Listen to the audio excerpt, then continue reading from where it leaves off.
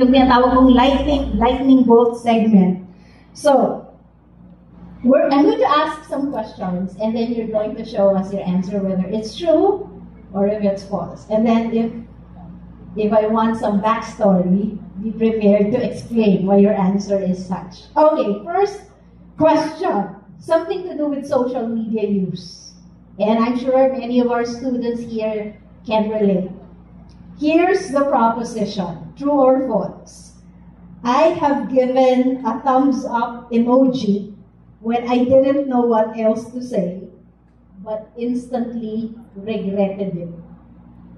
Was there ever a moment that you hit the thumbs up emoji because you had no idea what to say, and then you regretted it after doing it? Sige, true or false? Karen, ikaw nag-iisang true. Umamin. Ikaw nag-iisang na totoo. Explain yourself, Karen. Come on. Sometimes you just scan and just like. Diba? In an instant, you don't even go back to verify if it was true. Or kung may nababash, you just like.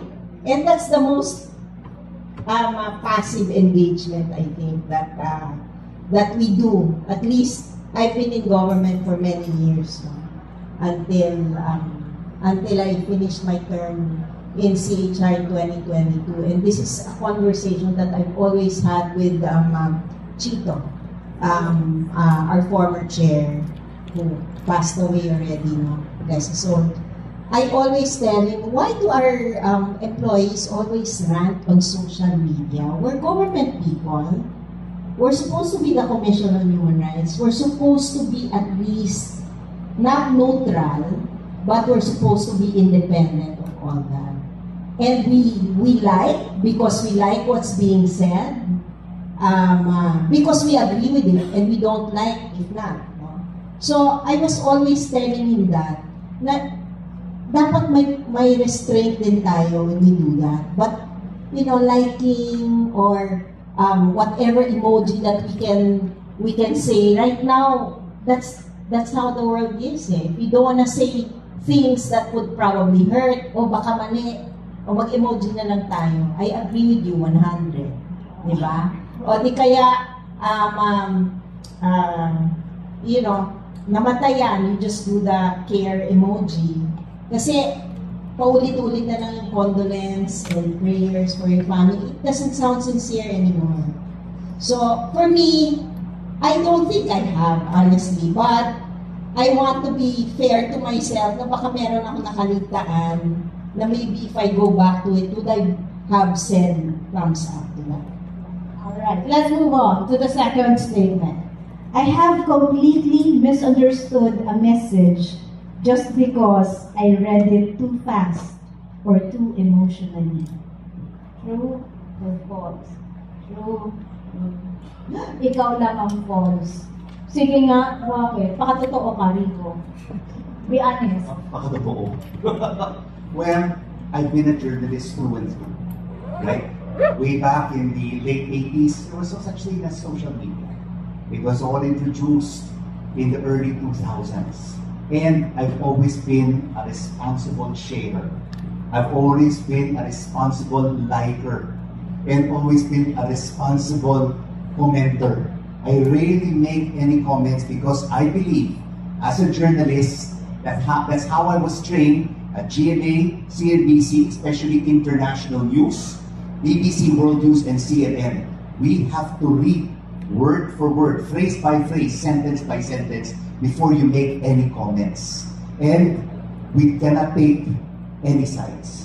That's why I am always fair, balanced, and true. Because as a broadcast journalist, we always have to keep to our code of ethics in broadcast journalism, which is integrity, accuracy, fairness, being balanced, and always presenting both sides of the issue. That's why I'm so great. I have not really made any fake likes or likes which I regret, because I'm always responsible for what I will do and what people will say about my like or my comment or my shame. That's why whenever I give talks to students, I always tell them, be responsible. Please always read the credible news agencies. For international news, BBC World News, CNN. For local news, you have the likes of ABS-CBN News, GMA News, Rappler, Inquirer, and Philippine Star. Literaryo, kasama pa dyan. So, I've been a very responsible journalist throughout my 37-year career. I rarely make any comments. If ever, even you watch my interviews, I try to be as balanced and as truthful as possible. I will challenge my guests, but you know that I don't have any biases because I always try to present both sides of the coin. Thank you. But curious lang ako, because I saw Edwin, sabi niya, true daw. To the question, I was just curious, was it during your time as spokesperson for Pinoy, or after, when you misunderstood something, and then... I wouldn't, as a public official at the time, I was not doing so much public. Because may inis ka. Nababaliw ka. Most of the comments are, of course, favorable, but a number of them, when you try to antagonize you, if you really go down that well of just looking at the comments. And at that point, and by the way, I was the first spokesperson that had social media. It was before 2010, wala pa much Facebook, was just beginning. So it was a sensation from, if you're focused now on print or news, normally the news cycle ends at 4. Pahinga ka na. So they can as a interview, say that in the news cycle ends at 4, in preparation for the news at 6 p.m. But with social media, you had to wait, I had to wait so early to answer that final, but they're makalma.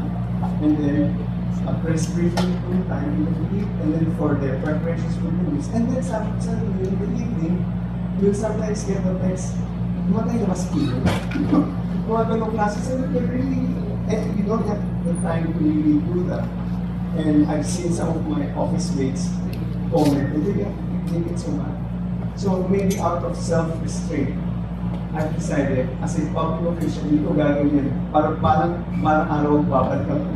Balikan ko Facebook. And that's why, more so on the Twitter side. Kasi Twitter is really where the news organizations must focus. So, if you want breaking news, there are always a Twitter.